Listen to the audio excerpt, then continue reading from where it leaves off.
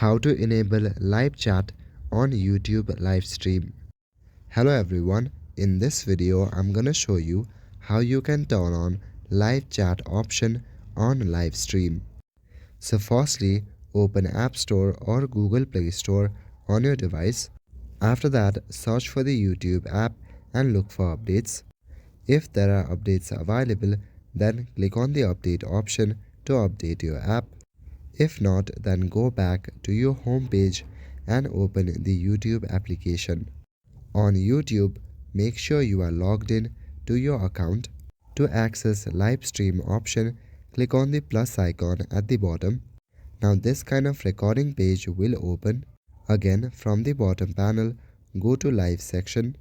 Now as you can see on my device, it shows try creating more shorts to reach 50 subscribers and unlock live streaming. But if you have crossed this mark, then a go live button will appear. Tap on go live and scroll to more option. Under more option, you should see live chat option. Enable that option and again go live. So that is it for this video. I will see you in the next one. Thank you.